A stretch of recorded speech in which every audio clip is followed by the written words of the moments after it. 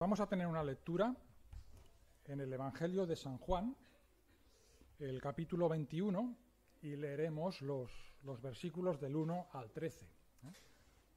Juan, capítulo 21, del 1 al 13. Dice así la palabra del Señor, dice: Después de esto, Jesús se manifestó otra vez a sus discípulos junto al mar de Tiberias, y se manifestó de esta manera.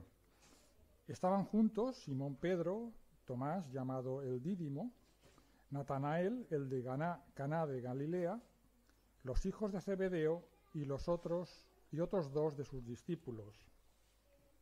Simón Pedro les dijo: voy a pescar. Ellos le dijeron: vamos nosotros también contigo. Y fueron y entraron en una barca, y aquella noche no pescaron nada. Cuando ya iba amaneciendo, se presentó Jesús en la playa, mas los discípulos no sabían que era Jesús. Y les dijo: hijitos, ¿tenéis algo de comer? Le respondieron: no. Él les dijo: echad la red a la derecha de la barca y hallaréis. Entonces la echaron y ya no la podían sacar por la gran cantidad de peces. Entonces aquel discípulo, a quien Jesús amaba, dijo al Pedro: es el Señor. Simón Pedro, cuando oyó que era el Señor, se ciñó la ropa, porque se había despojado de ella, y se echó al mar. Y los otros discípulos vinieron con la barca, arrastrando la red de peces, pues no distaban de tierra sino como 200 codos. Al descender a tierra, vieron brasas puestas y un pez encima de ellas, y pan. Jesús les dijo: traed de los peces que acabáis de pescar. Subió Simón Pedro y sacó la red a tierra llena de grandes peces, 153, y aun siendo tantos, la red no se rompió. Jesús les dijo: venid, comed. Y ninguno de los discípulos se atrevía a preguntarle: ¿tú quién eres?, sabiendo que era el Señor. Vino pues Jesús y tomó el pan y les dio, y asimismo del pescado. Hasta aquí, que el Señor bendiga su palabra. No sé si conocéis a alguna persona impulsiva. Son personas que, como su propio nombre dice, pues actúan por impulsos, sin reflexionar, sin valorar las consecuencias. Y hay niveles de impulsividad que se consideran como ya un problema psicológico, que necesitan ser tratados por un especialista. Mirad cuáles son las características de una persona impulsiva, según Google, yo lo he buscado ahí. Esas personas tienen una incapacidad para evidenciar las consecuencias de sus actos, búsqueda constante de sensaciones arriesgadas y peligrosas, suelen ser desordenados, no cumplen horarios ni respetan acuerdos, se olvidan fácilmente de las cosas y no son constantes con las actividades que realizan. Sus respuestas a todo son de carácter inmediato, porque generalmente no tienen paciencia. Así son esas personas impulsivas. Sin embargo, a pesar de todo esto, pues un pequeño nivel de impulsividad pues tampoco es malo del todo, porque en el otro extremo pues tendríamos pues las personas que dudan de todo, que todo les da miedo y todo lo ven complicado, lo ven peligroso, y se pierden cosas positivas de la vida por ese exceso de prudencia. Pues el apóstol Pedro, que hemos visto aquí, él no era de estos, él era impulsivo, quizá un poquito en extremo.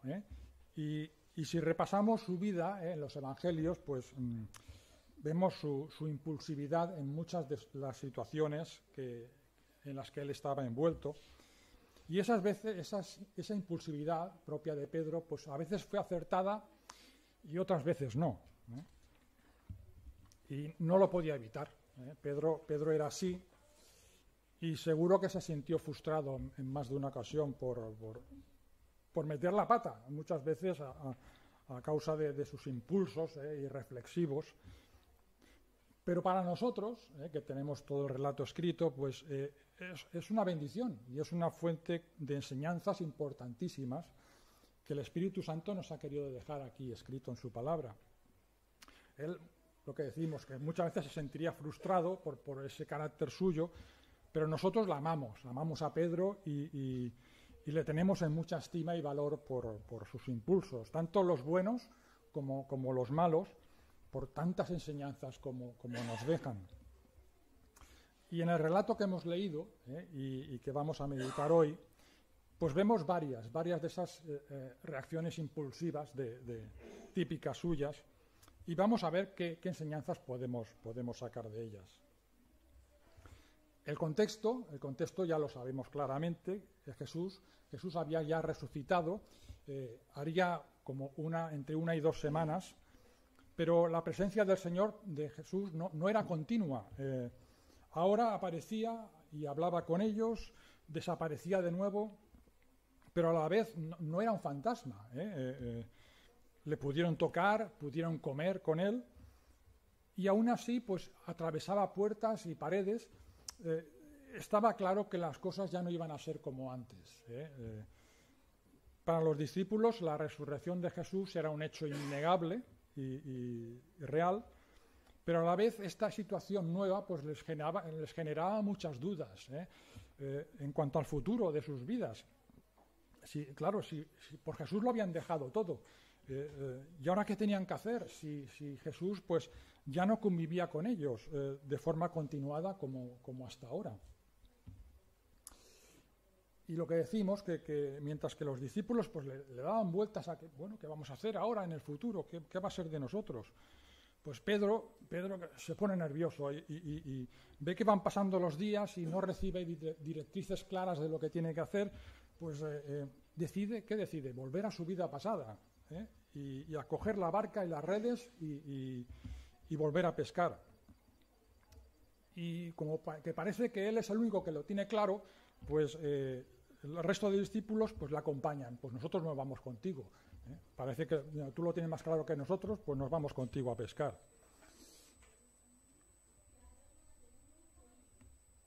Pedro y los discípulos pues habían convivido con Jesús y habían sido testigos de tantas maravillas en las palabras y los hechos de Jesús, y ahora eran testigos nada más y nada menos que de la resurrección del Señor Jesús. Pero aún y así, pues deciden volver a la vida pasada, volver a pescar, a ser pescadores. Y esto que parece increíble que suceda, pues en realidad le pasa a mucha gente. Personas que han tenido la experiencia de conocer al Señor, de experimentar el gozo de la presencia, de conocer al Señor en sus vidas, y pasado un tiempo, pues por diferentes razones, pues deciden volver a la vida pasada, sin Dios. Y el Señor habló de esto en varias ocasiones. ¿Os acordáis? Lo podemos leer en Lucas 9:62. El Señor ya lo advirtió. Dice, y Jesús le dijo, ninguno que poniendo su mano en el arado mira hacia atrás es apto para el reino de Dios. Lucas 9:62. No sé si lo he dicho. Eso es lo que el Señor advirtió. Ninguno que es digno ninguno que poniendo su mano en el arado mira atrás es apto para el reino de Dios. Y os acordáis también de aquella conocida parábola del sembrador, donde la semilla en un principio germina. Después, con el tiempo, ¿qué pasa? Que los pedregales y las espinas lo ahogan. Y muchos de nosotros pues llevamos muchos años ya en los caminos del Señor y pensamos que esto a nosotros no nos va a pasar, de que dejemos al Señor. Pero la verdad es que no nos podemos confiar, no nos podemos confiar porque el diablo lo va a intentar durante toda nuestra vida. No porque llevemos muchos años el diablo se va a cansar, va a decir, no, ya no. No. Él lo va a intentar durante toda la vida. ¿Os acordáis de aquel texto que conocemos de memoria? El que crea que estar firme, mire que no caiga. Si le pasó a Pedro por la cabeza el volver a la vida pasada, después de haber estado conviviendo íntimamente con el Señor Jesús, pues ¿cómo no nos puede pasar a nosotros también? Así que tenemos que estar alertas y perseverar activamente en la fe. Seguimos adelante con nuestro texto y vemos que tras la decisión de Pedro de volver a pescar, los discípulos, lo que decíamos, pues deciden seguirle, pues nosotros nos vamos contigo. Y los discípulos se dejaron llevar por la decisión de Pedro, sin valorar si era correcto o no. Era innegable que Pedro junto con Juan y con Jacobo, formaban parte del círculo más íntimo del Señor Jesús, y eran los hombres de confianza de Jesús y tenían como una posición de liderazgo frente al grupo, y Pedro tenía esa responsabilidad como líder, pero como hombre imperfecto que era, que como estamos diciendo, ¿no? Pues cometió errores. Pedro cometió errores y arrastró a los que tenía a su alrededor a cometer esos mismos errores. Acordaros que cuando en la cena de la última cena, cuando él le dijo al Señor, yo nunca te dejaré. ¿Qué dijeron los demás? Automáticamente, los demás dice que dijeron lo mismo que él. Y en esta ocasión, pues sus compañeros pues también le siguieron para ir a pescar. Esto nos enseña dos cosas. Una es que tenemos que tener mucho cuidado para no ser tropiezo de nadie. Muchos de nosotros, o todos tenemos un ministerio, tenemos un don que realizar en la Iglesia, tenemos mayores o menores responsabilidades, y hay personas a nuestro alrededor que pueden aprender de las cosas que decimos o que hacemos, y como humanos que somos, pues podemos cometer errores, y seguro que en un momento u otro los vamos a cometer. Nuestra oración es que tenemos que pedir a Dios, pedir al Señor que no seamos tropiezo de nadie, o que alguien que pueda desviarse por causa nuestra. Y otra cosa que nos enseña esta parte del relato es que nuestra mirada como creyentes, ¿dónde tiene que estar primero? Tiene que estar puesta en el Señor Jesús, por encima de todo.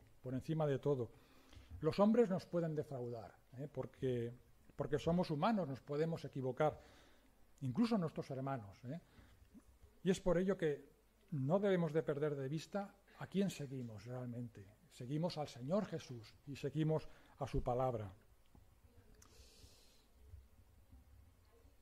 Pues esto es, vemos a Pedro y vemos al resto de discípulos volviendo a la mar, volviendo a pescar. Y nos dice el texto que estaban allí siete de los 12 discípulos. No todos eran pescadores, pero todos se suben a la barca para seguir a Pedro. Parece que era el que llevaba la voz cantante. Y seguro, yo me imagino que más de uno acabaría vomitando por la borda, porque no todos eran pescadores. Y encima, para colmo, aquella noche pues no pescaron nada. Y es que la pesca es así, los pescadores que tienen experiencia pues saben dónde dirigirse y saben en qué épocas del año pues hay una u otra especie, pero el mar no es una ciencia exacta. Y hay días que la pesca es mayor y otros días que la pesca es menor.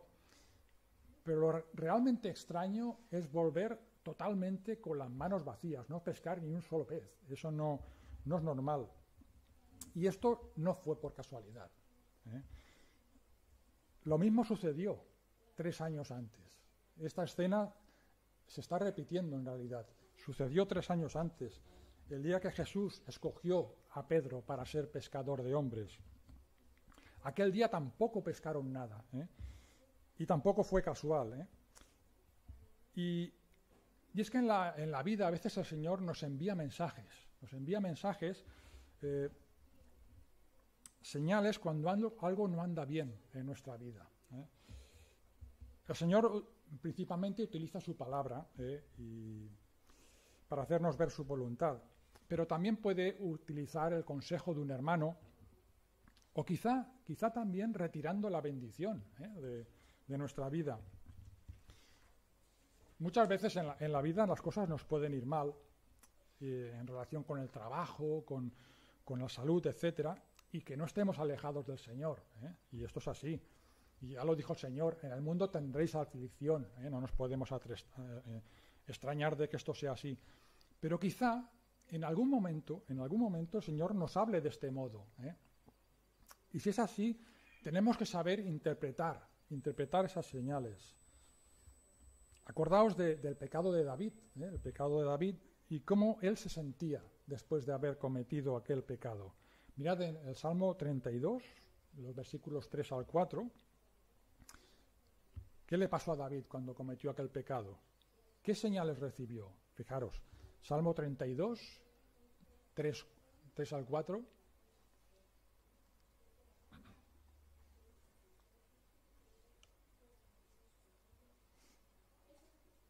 Mientras callé, se envejecieron mis huesos en mi gemir todo el día, porque de día y de noche se agravó sobre mí tu mano. Se volvió mi verdor en sequedades de verano. El Señor agravó su mano sobre David. Y David, aunque cometió un pecado muy grave, pues el Espíritu Santo que aún moraba en él, pues le hizo entender de que era Dios, era el Señor el que había agravado su mano sobre él. No eran circunstancias casuales de la vida, no eran aflicciones normales. En ese momento y en esa circunstancia era el Señor el que le estaba hablando de esa manera. Así que si sentimos que el Señor nos está enviando señales, si entendemos si vemos que en nuestra vida que no estamos pescando nada, en este sentido, pues hemos de buscar la guía del Señor en oración y analizar nuestra vida si hay algo que no le agrada. En nuestro relato, en medio de aquella situación tan desfavorable, pues el Señor aparece en escena y les llama desde la orilla. Lo hemos leído, y les da instrucciones de lo que tienen que hacer si quieren tener éxito en la pesca. Les dice que echen la red a la derecha. Los discípulos no podían reconocer al maestro, no podían reconocerlo porque estaban a 100 metros de la orilla, era todavía oscuro. Pero bueno, después de aquel fracaso, pues no tenían nada que perder. Quizá pensaron, hombre, quizá este hombre es un pescador de aquí de la zona que conoce algo más que nosotros. Y bueno, y lo hicieron así, y echaron la red a la derecha. Y Juan fue el que después de ver aquel milagro, de ver cómo salían las redes llenas de peces, él fue el que se dio cuenta, el que cayó en la cuenta de que aquel hombre debería de ser Jesús. Seguro que recordó lo que sucedió 3 años atrás. Y se lo comunicó a Pedro. Pedro, que es Jesús. Y Pedro hasta ahora pues tampoco se había dado cuenta. Y esta es otra de las cosas que nos puede pasar si nos alejamos del Señor. Hemos hablado ahora de reconocer esas señales que el Señor nos envía y tenemos que rectificar a tiempo. Y si no lo hacemos, pues acabaremos por no reconocer la voz del Señor. Dejaremos de estar familiarizados. Nos vamos alejando poquito a poco y al final ya no reconocemos las señales. Y en este caso, pues el Señor utilizó a Juan para hacerle ver a Pedro de que era Jesús el que les estaba hablando. Y es lo que decimos, que si hemos perdido nuestra sensibilidad espiritual, si no reconocemos las señales y tampoco reconocemos la voz del Señor, pues el Señor no tira la toalla, y puede usar un hermano o nuestro esposo o nuestra esposa para hacernos ver que nos hemos alejado de Él. En esta escena, pues Pedro, digamos que era el líder allí, y cuando él dijo de pescar, pues todos le siguieron, y cuando Juan le dice a Pedro que es Jesús el que hay allí, pues él podía haber tirado de orgullo, decir, tú me vas a enseñar a mí quién es Pedro, quién es el Señor Jesús, que yo yo también, yo he estado muy junto a él, yo sé quién es Jesús. Pedro no reaccionó así, no reaccionó con orgullo, sino todo lo contrario, ni siquiera esperó a llegar a la orilla, sino que se tiró a las frías aguas de aquel amanecer, al agua, y no se lo pensó dos veces, esos impulsos que decíamos al principio. Sintió el impulso, es el Señor, y se tiró al agua sin pensárselo. Un impulso, en esta ocasión, acertado. Pues también nos enseña esto, que tenemos que ser humildes y reconocer nuestros errores. Si un hermano o un familiar pues es usado por el Señor para ayudarnos a reconocer la voz del Señor y volver a sus caminos. Seguimos adelante con el texto y es maravilloso que el Espíritu Santo inspirara a Juan para incluir este relato en su evangelio. No lo encontramos en ningún otro evangelio, este relato. Incluso el propio apóstol Juan lo añadió posteriormente, porque el evangelio de Juan en principio terminaba en el capítulo 20, pero luego añadió este relato que es precioso y que encontramos tantas enseñanzas. Pues Pedro, que fue el que movió al resto para ir a pescar, pues ahora ¿qué hace? Ahora se tira al agua para estar con Jesús, y ya los peces no le importan nada, ya le da igual los peces y se va con el Señor. Y es también una preciosa enseñanza que nos deja esta imagen. Nos habla de nuestras prioridades en la vida. Pedro escogió estar con Jesús y Jesús se ocupó de que aquella pesca no se perdiese. Mi prioridad es el Señor Jesús. Y los peces, pues mira, pues ya los recogeré otro día. Y el Señor Jesús hizo que no se perdieran. Incluso obró el milagro de que la red no se rompiera. Y es lo que encontramos tantas veces en la Escritura, que Dios nos exige que le demos el primer lugar, que le amemos por encima de todas las cosas. Pero el Señor Jesús, pero Dios no es un tirano, que quiere tenernos esclavizados ahí en su obra. Hay abundantes promesas de bendición de su parte, si le damos el primer lugar. Pero nuestra acción implica un acto de fe. Pedro lo que hizo fue tirarse al agua, no sabía si los peces se perderían o no, pero él dijo, yo me voy con el Señor, que para mí esto es lo primero. Y implica eso, un acto de fe. Y el primer paso pues lo tenemos que dar nosotros, y confiar en Él, aunque todo se torne oscuro a nuestro alrededor. Pedro nadó corriendo, nadó, se echó al agua para estar con Jesús y los peces no se perdieron. Y acordaros de aquel conocido texto, buscad primeramente el reino de Dios y todas estas cosas os serán añadidas. Y para completar la escena, cuando todos ya están en la playa, pues Jesús, lo hemos leído también, les pide que dame unos cuantos peces de esos que habéis pescado. Y él pues los cocinó para ellos y añadió el pan que ellos no traían. ¿Qué nos recuerda esto? Pues nos recuerda aquel maravilloso milagro de la multiplicación de los panes y los peces, que seguro que los discípulos recordaron en aquel entrañable desayuno con Jesús. Y la enseñanza sigue siendo la misma. El Señor pide que pongamos en sus manos aquello que Él previamente nos ha dado. El Señor nos ha dado todo lo que tenemos en nuestra vida nos lo ha dado Él. Y no hay mejor inversión que poner en sus manos aquello que Él nos ha dado, ya sean dones, ya sean capacidades, servicios o bienes materiales. El Señor lo va a cocinar eso y nos lo va a devolver multiplicado y completado. Y termina el texto pues diciendo que ninguno de los discípulos se atrevió a preguntar quién era aquel hombre. Seguramente el aspecto del Señor Jesús resucitado pues no era el mismo que el Jesús humano. De hecho, María tampoco lo reconoció en un primer momento. Los discípulos de Emaús tampoco lo reconocieron hasta que partió el pan con ellos. Pero sabían que era él.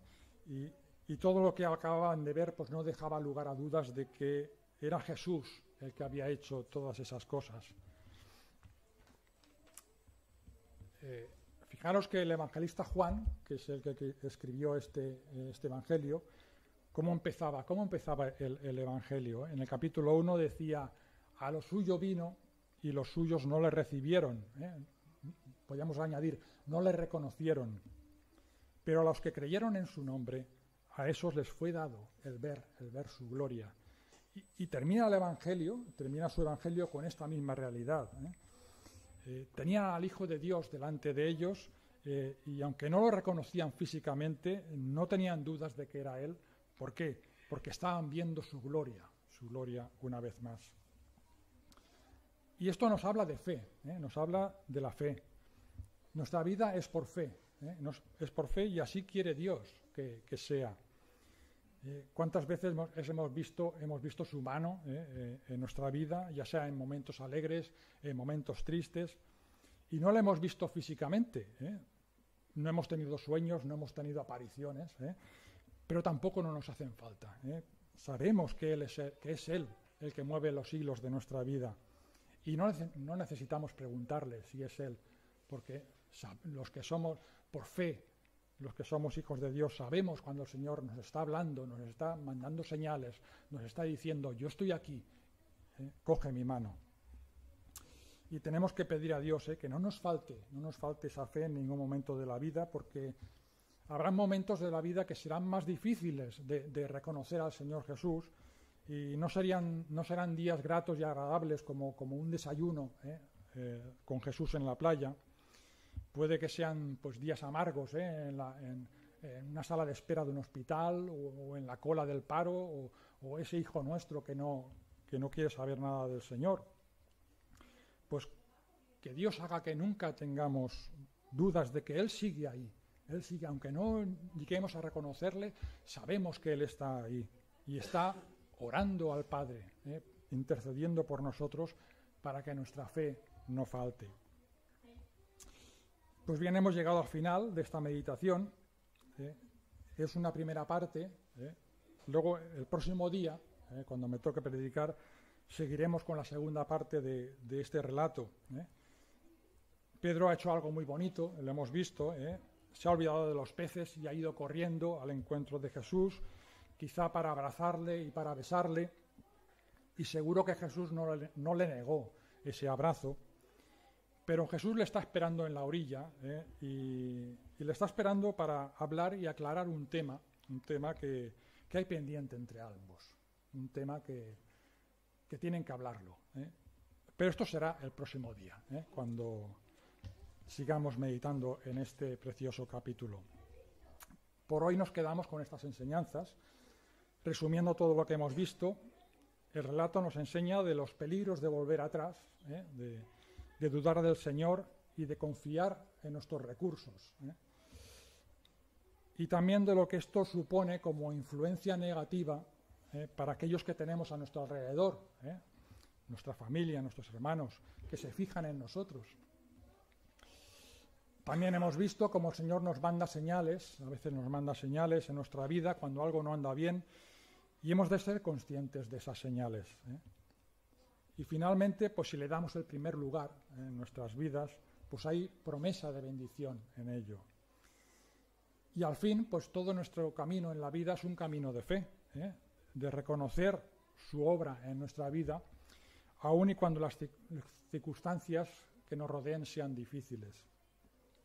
Pues que el Señor nos ayude y nos aumente la fe día tras día, hasta ese día maravilloso en que estemos en su presencia y estemos en ese banquete que Él nos está preparando. No sabemos si será de panes y de peces, pero será en su presencia como aquella preciosa mañana que estuvieron con ellos. Y ya no tendremos ninguna duda de que tenemos delante es el Señor, el Rey de Reyes y Señor de Señores, porque le veremos tal como Él es. Y nada más, y que el Señor nos bendiga.